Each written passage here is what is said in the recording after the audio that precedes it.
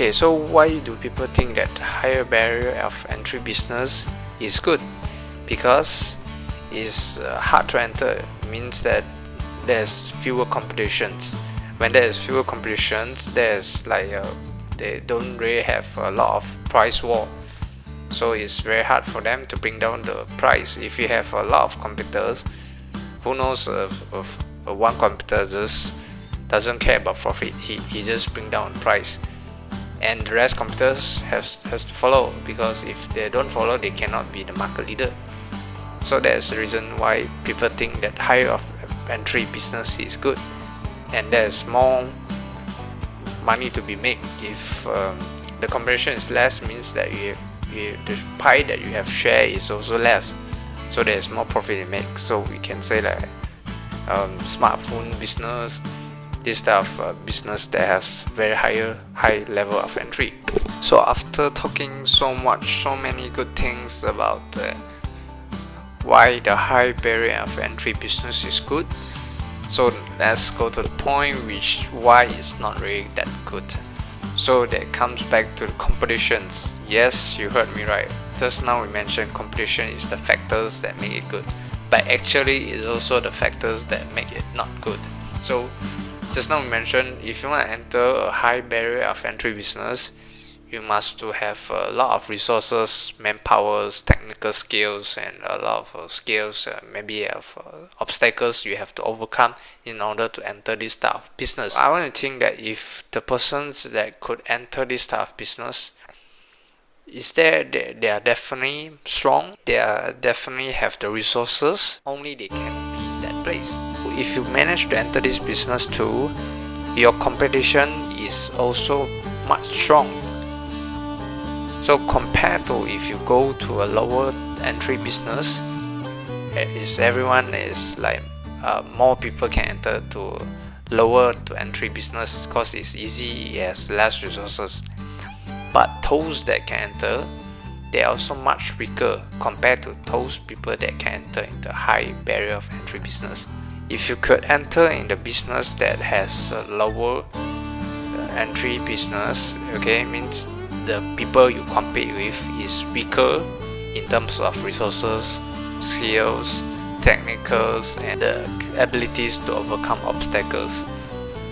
So what you can do is you can easily outcompete them. You can easily be market leader in this business. I give you an example. So if you want to start a smartphone business, okay, so you have the technology, you have the manpower, you have millions, billions to invest. Okay, you manage to enter. So who is your competitions? Your competition is what? Apple, Samsung, Xiaomi, those big corporations. They have also a lot of resources and money to beat you very easily, you know. So you imagine that you see Apple, they have a lot of cash, they have a very established market. So even you have billions or millions to fight, they also have the same equal amount of resources to fight you back. So let's take it another way around. Let's say if you want just to go a very easy to enter type of business, give you the best example, YouTube. Anyone can do it with a smartphone or cameras. But you think about it, there's a lot of competitions. Yes, it's right. But the problem is, those people that be in this business, they are not that strong compared to if you are talking about like making smartphone type of business. Maybe they are students, maybe they are just a housewife who love doing cookies and want to make videos in YouTube. So if you just enter in this business and you have more resources than them, you can beat the market. It's more easy because, like what I say, the competitions is not as strong, so you can just beat the market even though there's a lot of competitors. Quality is not equal to quantity. You have a lot of competitors, but it doesn't mean they have the strength or the resources. Because it's hard to enter, it also means that it's going to be hard to manage as well. The resources is a lot and you have to manage it, and also you have to have a lot of higher level of skills to do it. Maybe you can hire people, yes, definitely, but somehow you still have to hire, you still have to manage, so it's considered as managing. It means there's also a lot of risk is on. There's just a lot of things that is just beyond our control. Let's say you are doing research, and who knows that suddenly some problems happen in your research lab.